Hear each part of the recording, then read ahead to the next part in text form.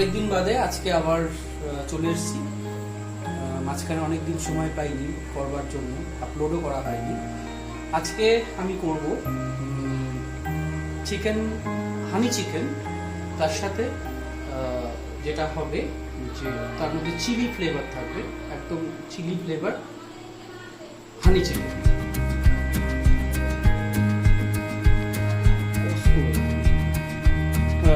এই চিকেনের টুকরোগুলোকে এইভাবে কেটে রেখেছিলাম এবং ম্যারিনেট করে রেখেছিলাম প্রায় 4-5 ঘন্টার জন্য। সেটা সম্ভব হলে নাও করলেও অসুবিধা নেই। এই চিকেনের টুকরোগুলোকে আমি পাতিলেবু, নুন আর গোলমরিচ দিয়ে ম্যারিনেট করে রেখে দিয়েছিলাম ফ্রিজে। এবার এইটাকে আমার প্রসেস করার পালা। তো প্রসেস করতে গেলে আমাকে কি করতে হবে, এটাকে আমি এটাকে একটা ডিম ফেটিয়ে ডিমটাকে দিয়ে দিচ্ছি এর মধ্যে।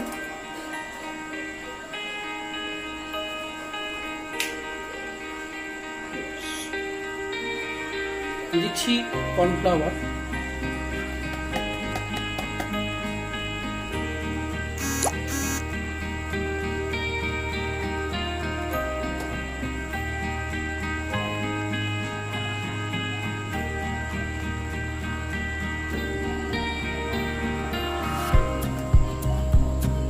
এক চামচ লাইট সয়া সস। এটাকে আমি জাস্ট ম্যারিনেশন করব।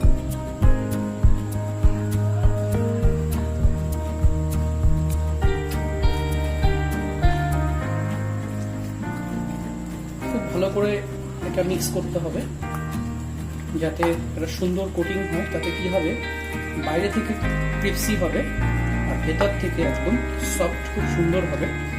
তাই সামান্য আগে প্রথমে অল্প করে আমি কর্নস্টার্চ দিয়েছি, মানে কর্নফ্লাওয়ারটা দিয়েছি।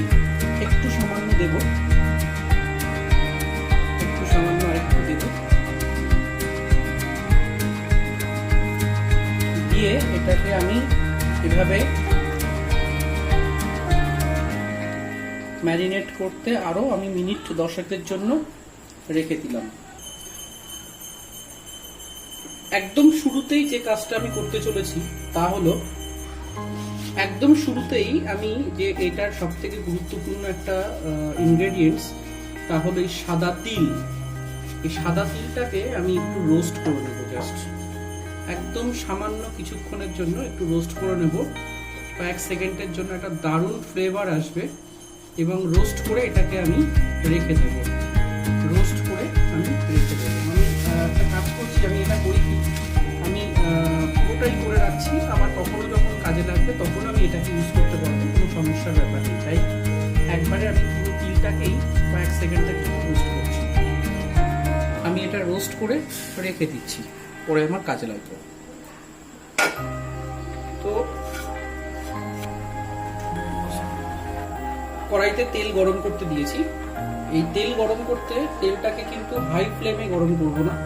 কড়াইতে তেল গরম করতে দিয়ে আমি একটা কাজ এই ফাঁকে করে নেব।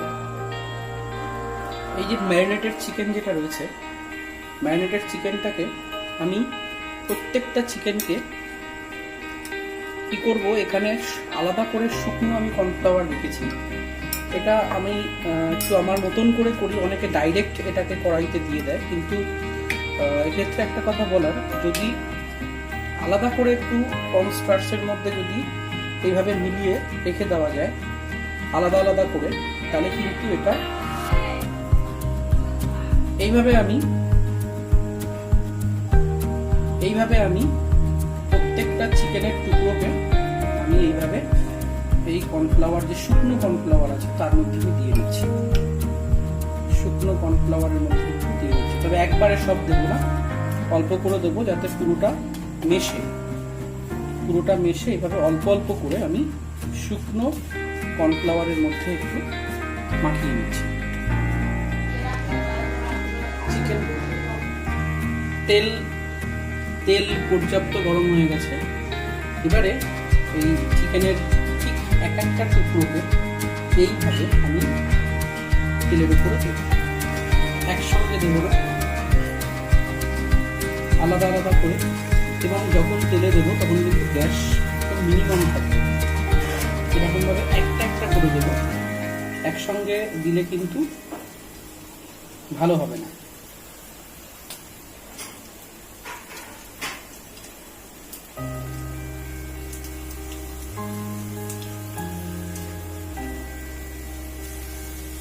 আমি ঠিক এই পরিমাণ দিয়েছি, কোনোভাবেই ওভারলোডেড করা যাবে না, যতটা কম দিয়ে এবং গ্যাসটাকে একদম মিডিয়াম আঁচে দিয়ে এগুলোকে আলাদা আলাদা করে ভাজতে হবে।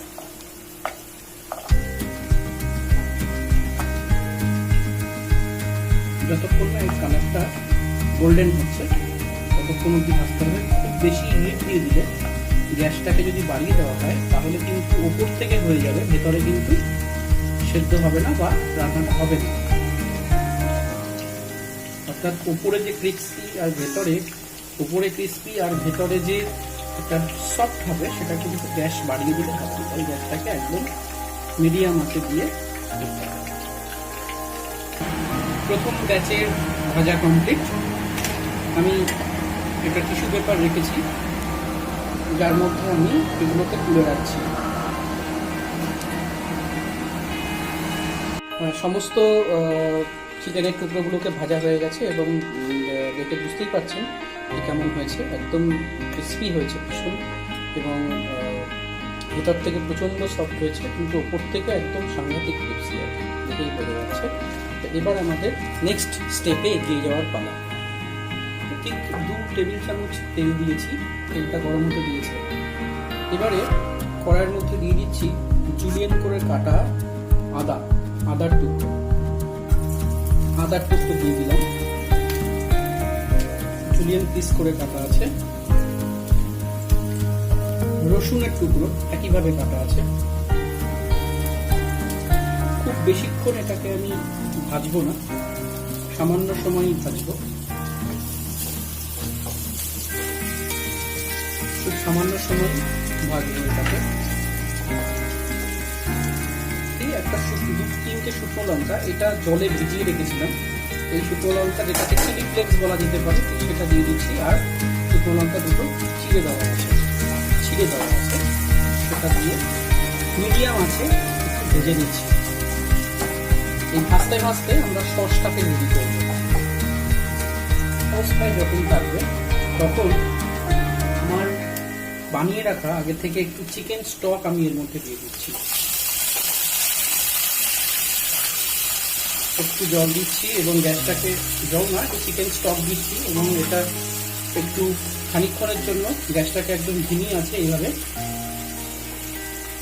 হতে দেবে। এবারে এর মধ্যে দিচ্ছি বড় চামচের 4 চামচ, 1, 2, 3,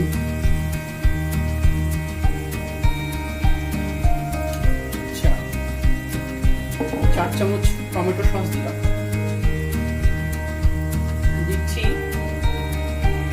2 চামচ চিলি সস।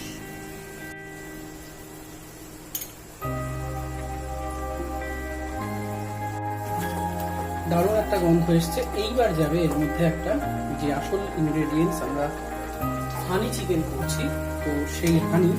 এখানে আদাটা জুলিয়েন পিস করে দেওয়ার কারণটা হচ্ছে এই আদা এবং হানি, মধু, এই দুটোর না দারুণ একটা কম্বিনেশন হয়। তো এখানেও ঠিক আমি 4 চামচ মধু দিলাম, দিয়ে একটু গ্যাসটাকে বাড়িয়ে আমি এবার এটাকে সুন্দর করে নেড়ে নেব। একটা দারুণ গন্ধ এসছে, হানি, আদা সবকিছু মিলিয়ে মিশে একটা দারুণ একটা ফ্লেভার আমরা দেখতে পাচ্ছি, সুন্দর একটা ফ্লেভার। এটা এবার হতে দেবো খানিকক্ষণের জন্য। এই অবস্থায় ঠিক 1/2 চামচ লাইট সয়া সস,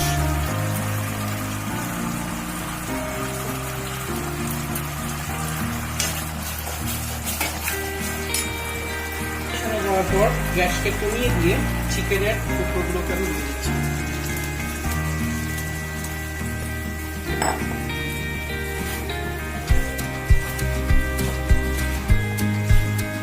খুব সুন্দর করে মেশাতে হবে এবং গ্যাসটা কমিয়ে দিয়ে, কারণ যদি গ্যাস বাড়ানো থাকে তাহলে টেনে নেবে এবং চিকেনের টুকরোগুলোর সঙ্গে কিন্তু ভালো করে মিশবে। তাই গ্যাসটাকে একদম কমিয়ে দিয়ে টস করে দিন।